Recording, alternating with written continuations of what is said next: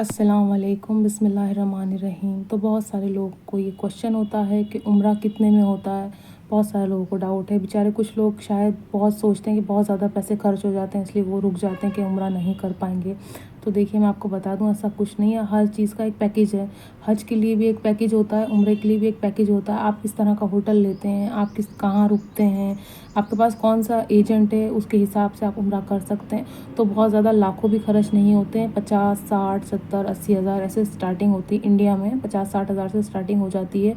तो पूरे ग्रुप को साथ में लेके जाते हैं। पहले से अप्लाई करना पड़ता है उम्रे के लिए, और जो है उस तरह से आप जा सकते हैं उम्रे पे। और लाखों का भी है पैकेज। 10-10 लाख रुपए में भी उम्रा होता है, 5 लाख में भी होता है, 3 लाख में भी होता है, 2 लाख में भी होता है, 1 लाख में भी होता है। मैं कह रही हूँ एवरेज जो है 50-60 से स्टार्ट होकर 10 लाख तक की है। आप जितनी आपकी हैसियत है, जितने आपके पास पैसे हैं, जितनी आपके पास चीज़ें हैं, आप उस हिसाब से आप कर सकते हैं उम्रा। तो आप बिल्कुल, जो लोग भी उम्रा करना चाहते हैं वो बिल्कुल भी ना घबराए कि उम्रे में कितना खर्चा आता है। बहुत सारे लोग इस वजह से पीछे हट जाते हैं कि इतने, क्या पता कितने पैसे खर्च हो जाएंगे। और जो खासकर जो ख़वातीन हैं वो ये सोचती हैं बिना महरम के उम्रा नहीं हो पाएगा, या अकेले जाएंगे। तो उनको कोई ना कोई एक साथ में होता है। 2 लोग जाते हैं तो जाहिर सी बात है लाखों का बजट बैठ जाता है, लाखों रुपए खर्च हो जाते हैं।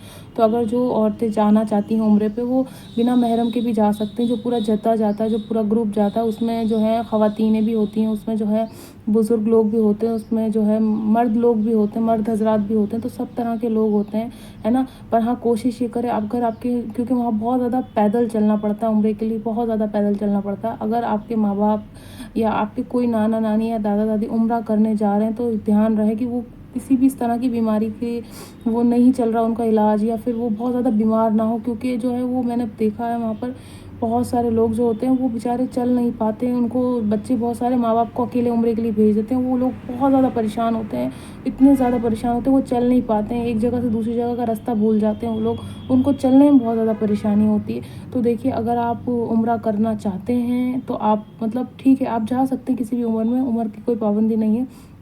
पर आप इस चीज़ का ध्यान रखें, अगर आप अपने बुज़ुर्ग माँ बाप को भेजना है तो कम से कम आप साथ में जाएं। अगर उनको उम्रा करवाना चाहते हैं और उनकी काफ़ी उम्र है, वो चल नहीं पाते हैं सही से, या फिर उनको अस्थमा की प्रॉब्लम है, या उनको सांस लेने में दिक्कत है, तो देखिए आप उनके साथ जाएं, उनको अकेला ना छोड़ें। वो लोग बहुत ज़्यादा परेशान होते हैं जब वो उम्रा करने जाते हैं, वो चल नहीं पाते हैं।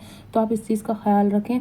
बाकी अगर वो चल पाते हैं अच्छे से और सब कुछ हो जाता है, और वो चल लेते हैं, फिर लेते हैं, और ऐसी कोई परेशानी नहीं है, तो वो जा सकते हैं। और जो लोग अकेले जाना चाहते हैं तो उनके लिए भी कोई मुश्किल नहीं। अगर आप जवान हैं, आप अकेले उम्रा करना चाहते हैं, या फिर कोई बूढ़ा इंसान भी अकेले उम्रा करना चाहता है, तो उसके साथ एटलीस्ट एक इंसान तो होना ही चाहिए।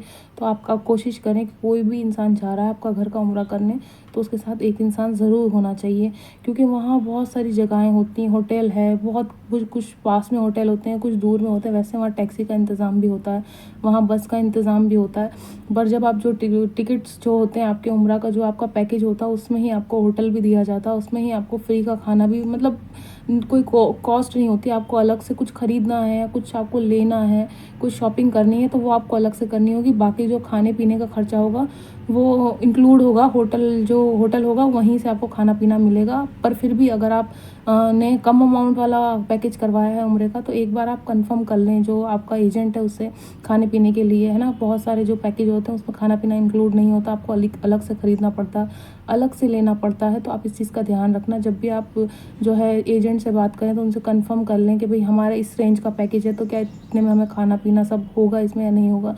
कहीं आप उससे जाएंगे खाना फ्री मिल जाएगा उसमें पानी, तो ऐसा नहीं होता। कुछ कुछ में होता है, कुछ में नहीं होता है, जो कम अमाउंट वाले होते हैं। और जिसमें मतलब 70-80-90 हज़ार या ऊपर तक जो रेंज आती है, उसमें खाना पीना सब होटल से ही होता है। और कुछ कुछ टैक्सी देते हैं, कुछ टैक्सी नहीं देते हैं होटल वाले। क्योंकि एक जगह से दूसरी जगह, मक्का से मदीना जाना होता है या कहीं भी जाना होता है, तो उसमें क्या होता है, कुछ जगह तो आपको टैक्सी फ्री में देते हैं होटल, और कुछ आपको टैक्सी के पैसे देने पड़ते हैं। या आप जितने ग्रुप वाले साथ में हैं वो सारे थोड़े थोड़े मिला के इस तरह से जो है एक जगह से दूसरी जगह जाते हैं। तो जब भी आप उम्रा करने जाएं तो आप पूरी बात डिटेल में पूछ लें एजेंट को कि भाई हमें क्या क्या, किसी परेशानी का सामना तो नहीं करना पड़ेगा, या हमें टैक्सी मिलेगी टाइम पे, या फिर क्या अमाउंट रहेगा, कितना इंडियन प्राइस क्या है। तो इस तरह से आप सब चीज़ें पूछ सकते हैं कि चीज़ें डिटेल में, और उसके बाद आप इंशाल्लाह से उम्रा कर सकते हैं अच्छी तरीके से। तो पहले कंफर्म कर लें हर चीज़ को।